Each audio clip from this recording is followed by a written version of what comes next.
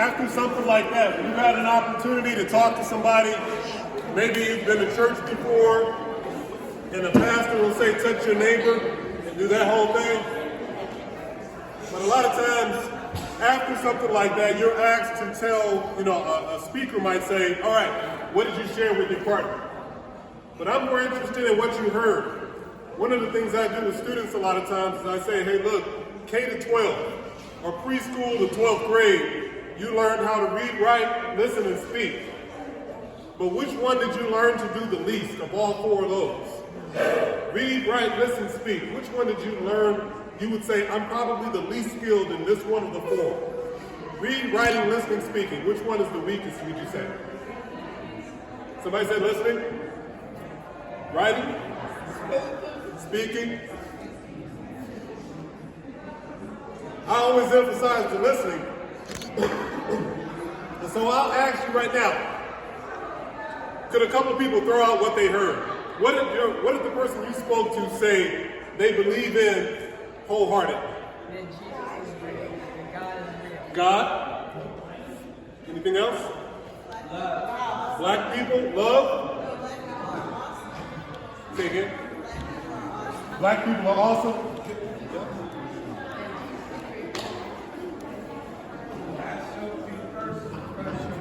Last shall be first, first shall be last. So a lot of, we have a pretty good spectrum of things. I always believe that when you ask a question, it leads to more questions. And so a natural question that came to mind as I asked you guys that was, if we do know what we believe in most, who are we to say that that belief is wholehearted? How do you know? What are the symptoms and what are the signs? What are the indicators that you do in fact believe in that thing with your whole heart? How do you know? So that's a real question. I know a lot of times people will ask a question you think is rhetorical, but it ain't. How do you know when somebody believes in something with their whole heart? The way they act. So it's, proof is in the pudding, so to speak. Yeah. Any other things that we can use as an indicator that our wholehearted belief is there? The way they operate and the way they treat other people. The way they operate and the way they treat other people. Yeah. And I'll move on and jump in. And I'm timing myself, don't worry. Right? So this notion of wholehearted belief in Imani is easy to remember. My roommate in college, he played football, I played basketball, and his firstborn, her name is Imani. So it's easy for me to remember that. Excuse me. And I remember when she was conceived, we were still in college, and we were in our dorms, and the lights were off, and it was, if you ever been in a dorm before, there's a moment, if you like your roommate says, hey man, you up? You still awake? You over there fading out, and you're like, you lied. You're like, yeah, I'm awake, what's up? And he told me, he's like, man, I'm about to be a father. And he told me all of his concerns, and he was nervous. And I told him, I was like, hey man, it's gonna be all right. And when they named her Imani, I didn't know what it meant. And this was the late 90s, I was a senior in college, or junior. And they told me it meant faith. And I was like, that's perfect. Because I don't think there's anything you're going to believe in more than your daughter when she's born. And sure enough, great football player, thinking he's going to have one girl and then a bunch of boys. He has 5 girls. And I love it. I think it's great. But one of the things I think that stood out to me about Imani, and we could talk about this in a lot of different ways. Everybody conceptualizes faith from their paradigm, oftentimes religiously, spiritually, their own journey. But the tricky thing about belief, especially as a community, is that every black person has had their own unique black experience. And I'll share with you some of mine. I was probably 9 years old the first time a black person tried to stab me with a knife. I was probably 11 years old the first time some older boys, because I was tall for my age, but there was 2 of them, 1 of me, and I was in an enclosed area at the beach. There was only one way out, and I made the cardinal mistake of going into this location and not surveying whether or not there was an exit. When you grow up in South Central like I did, you stay on your P's and Q's because you don't have a choice. Right. You walk the streets and you know 100 yards, everybody in the direction. You can see everything. So all of the kids, this is foreign to me. Because you can't pay attention with your head down. And I tell them that. I say, hey, look, I like phones, but you guys are walking around with $1,000 in your pocket, and it's got all of your senses completely commandeered. I'm like, how in the world are you gonna be paying attention? I was like, oh, you guys nobody ever crept up on y'all before, so I get it. They don't know what that's like. And I get it. That's why we went to school, so they don't get crept up on, right? But I got caught slipping a couple of times. And so the first time some dudes took my shoes off my feet. I'll never forget it. You know the answer, right? They say, what size shoe you wear? My size. You don't tell anybody what size shoe you wear. But this was me that day. I was scared. I was nervous. And I didn't want to fight these dudes. They were from a group home or something. They were on some kind of a trip. And I just remember taking my shoes off. And I was like, I'm not trying to fight you guys. I remember them saying, how much money you got? I remember taking everything out of my pockets. Being humiliated by some brothers. Because see, my grandparents didn't understand. My grandparents, my grandfather particularly, and I love them all, but my grandfather was born in 1930. Excuse me. He didn't get to go to college. So here I was with my good GPA, doing all of the right things, and he never watched me play basketball. He said, I don't want to watch you play basketball. Make $1 million with your brain. I said, okay, but, can you just come watch me play? Because I knew it, and where I grew up, the currency that spent was athletics.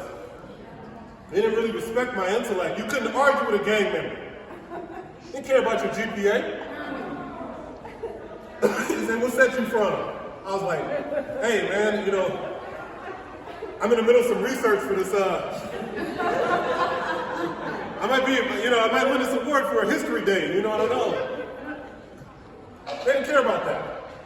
And there was a generation gap, there was a divide. So the things that I believed in, I was in a real diaspora, scattered.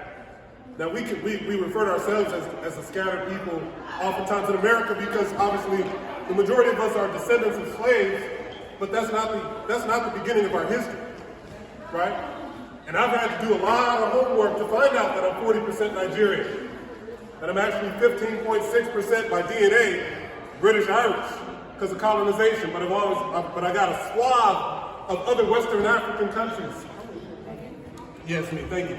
Western African countries embedded and mixed in, which is a wonderful thing. But my granddad and my patriarchs, the matriarchs, they were like voice number one. And voice number one said, aspire to these things. Do more than we did. Understand brotherhood. See, I was born 7 years after the assassination of Dr. King. And I was right in this interesting place in time where crack entered Los Angeles.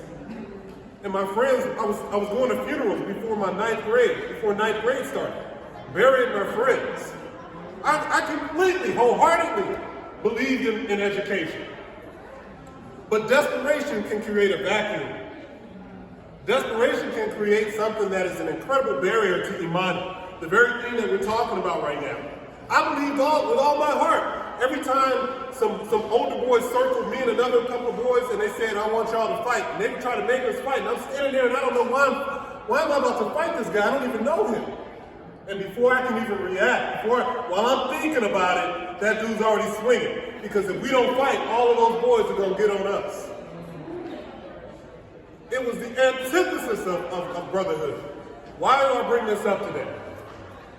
Because for every one black man's story and one black woman's story, for every one, there's a unique fingerprint, a signature. But there's also obstacles in those narratives. Obstacles because we don't like to admit it. But some of us have anger. And some of us have resentment. I wasn't raised by my father. You know, that's not necessarily unique. Forces beyond my control cause that to happen. But when we talk about something like entering Imani and really having wholehearted faith in our people, our parents, our teachers, our leaders, there's work that has to be done. In a lot of faith communities, spiritually, what's often theological is that the kind of harmony that people want with God is the same approach. What is required for this is also required this way. I often say it like this: what's good vertical is good horizontal. And what that means is that if forgiveness vertically is something that's just part and parcel with being a person of faith, believing in something more powerful than yourself, then the natural question is, what is it going to take for us to forgive each other? And that's a great operative question, isn't it? You know, when a father doesn't raise his son, it comes back into his life later on. Forgiveness means that you don't owe anybody anything anymore. But how do you broker that transaction? When there's father pain, when there's a father wound, do we forget and just step over it and act like it never happened? No. Because if we do that, here's the problem. We discount the narrative. Because for whatever I became, my name is Norman, whatever I became, he wasn't there to see it. So then when I talk to him, I don't know how that conversation is going to go, but if I'm to honor this, I have to try to make up my mind that in my wholehearted belief that I won't define the whole of black masculinity by one failure. And likewise, who have I harmed? What are my faults within my black community, right? Where have I, in my 47 years, fallen short? Men, what we're talking about in those moments is self-leadership. The book I just wrote is called Bloods, Crips, and Starship, because at the very basis of so much of what I became and what I've become was this juxtaposition of Imani. I wanted so much to believe in my people, but what if they didn't believe in me? What about when I wasn't black enough? Because for 900 days, I caught a school bus from South Central to Woodland Hills. I spent 3 hours on a bus every day, only to come home and people tell me I talk white. For all of the code switching that people say you do when you go into the white spaces, I had to code switch in my own neighborhood. So as you can see right now, something I always tell my kids, they're not used to, I teach in St. David, so they're not used to all this passion. And I see them, they're a little shook sometimes. I say, hey, I'm not angry. I'm animated.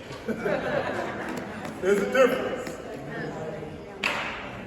But I say all this, and I'm going to offer you an opportunity in a moment because I'm just about done, 15 minutes on the dime, right? I say all of these things because I think many of us, you might be able to relate to this suspension within your own culture and community. I've never desired to be anything but black, ever.